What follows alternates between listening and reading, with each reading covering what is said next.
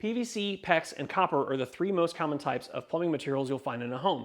Now, the unfortunate thing is all three of these different types of material require a different set of tools and materials to work with. So first, let's talk about the tools that every DIYer, or really even every homeowner, should have in their toolbox, and then we'll move on to the specific tools and materials you need to work with all three of these different plumbing types.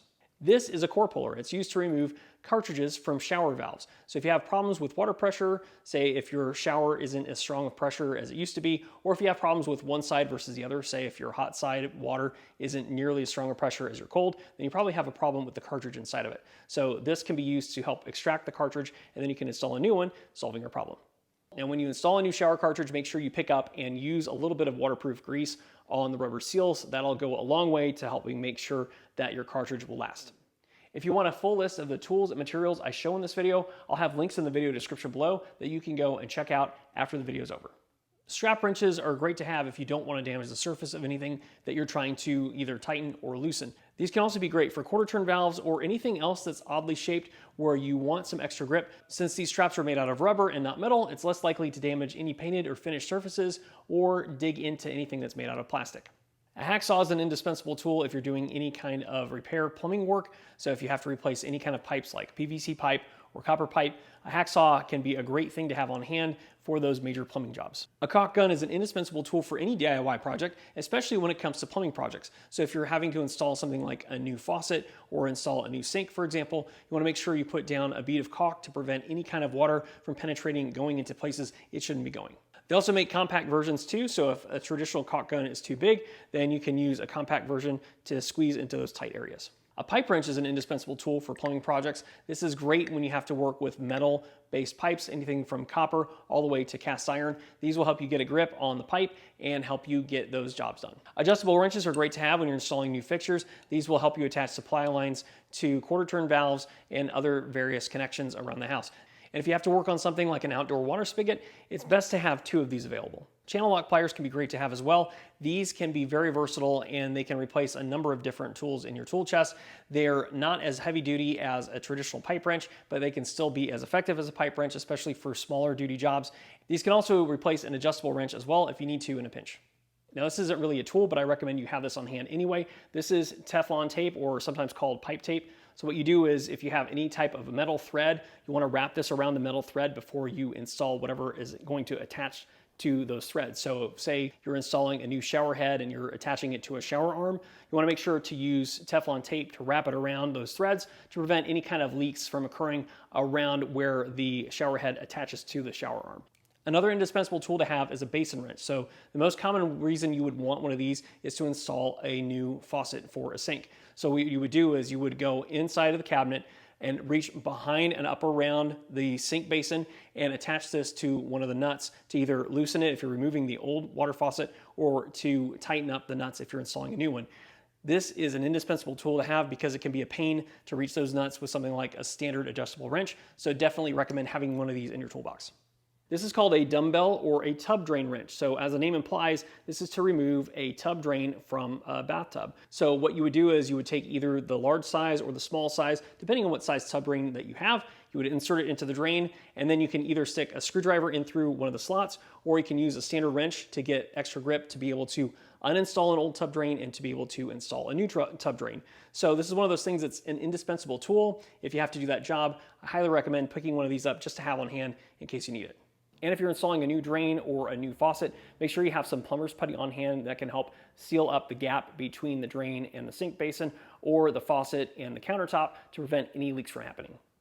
This is pretty basic, but a utility knife is always essential to have. Make sure you have one of these. This can help you cut through pipe or open packages. You never know when you'll use a utility knife, so best to have one of these on hand. I highly recommend having a full set of Allen wrenches available. These can be used to install things like a towel holder in a wall or toilet paper roll holders in a bathroom. They can also be used to install things like tub spouts or even handles. So make sure you have a full set of these, and also know that they come in standard SIE sizes as well as metric. So again, make sure you have a complete set. You should always have an auger on hand. So if you have any issues with drains, so if you have a slow drain or if you have a drain that's completely clogged, you can use one of these to help clear that drain and get that water flowing again. Just be sure to clean this thoroughly and probably store it in a different box after you use it. This is called a curb key, and this is used to shut off the main water supply outside of your house. So if your house has a water supply box that's up towards the curb or up towards the street, then you might have a water supply valve inside of that you can turn on and off to control the water supply coming into your entire house. Now, sometimes homes don't have that. Sometimes the only water supply shutoff that you can find is inside of the home. But if you do have a box outside of your house that controls the water supply, then I highly recommend picking up one of these. Now, as it relates to different types of pipe, probably the easiest one to talk about first was going to be PVC, and that's mainly because there aren't a lot of tools that you need in order to work with PVC pipe. You really just need to be able to cut it and then glue everything in place. So make sure you have a hacksaw on hand to be able to cut the pipe, either remove old sections of damaged pipe or be able to cut through new sections of pipe when you're installing it. Now, you don't have to have a hacksaw. You can have something like a jigsaw or a reciprocating saw. No matter what you use, though, make sure it has a blade that's designed to cut through plastic or specifically PVC pipe. When it comes to installing PVC pipe, there's a couple things you'll need. You'll need to have a primer available. Now, these come in either a stained version or a clear version. I recommend probably going with a stained version because depending on where you live, there might be some laws or regulations against using clear primer. And then also make sure you have cement on hand as well. So what you would do is you would prime the PVC pipe with a primer, and then you would put glue on the pipes in order to make your connections. Other than that, there really isn't a lot of tools that you would need to work with PVC specifically. So up next, my favorite type of pipe is PEX. So PEX is very easy to work with. It's really strong, really durable. The only problem with this is it does require some specialty tools in order to install it properly. So as opposed to PVC where you're just basically gluing everything in place, with PEX you're going to have to use different types of fittings to get everything connected properly. Now, the DIY fitting that I prefer are these little pinch clamps. Pinch clamps are relatively affordable and you don't have to have an entire set of different size dies in order to install it. So that makes it more cost effective for the DIYer. So in order to install PEX, you would take a cutter. So this is my first recommended tool to have on hand if you have PEX. And you will put the PEX inside of the cutter tool and then you would cut the tube to length. The reason why you're using one of these cutters as opposed to like a hacksaw or a utility blade is because this is going to give you a nice flush cut, and that's going to be important when it comes to PEX. The next recommended tool is one of these clamp ratchets. So basically you would put the clamp inside of the end of one of these ratchets and you'd ratchet this down until it tightens down on the fixture. With this one specifically, there's a light that lights up blue when everything's tight, so you know that the clamp is tight and secure. And then once the clamp is tight, all you have to do is release the ratchet. The next tool I recommend for PEX is a clamp ring remover. So this is used to cut through those clamp rings. So if you have to change out any fixtures or work on a section of PEX pipe, then this will cut through the rings so you can remove everything and do whatever it is you need to do. If you ask any plumber on the street what their favorite material is to work with, they're probably going to say copper. So if you have copper pipes in your house, here are the essential tools that you need.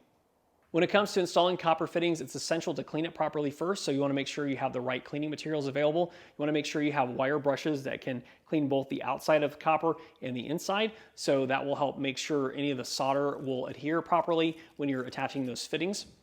You can also use some aluminum oxide or some sandpaper tape in order to rough up the outside edge, the outside surface of your copper pipe. So basically you would just rip off a piece of sandpaper, wrap it around the pipe,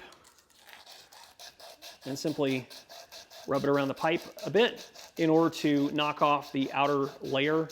So this is an end that hasn't been prepped, and this is the sandpapered end. So this is the way you want it to look before you start soldering. Speaking of solder, you want to make sure you have some lead-free solder on hand to be able to make the copper pipe connections.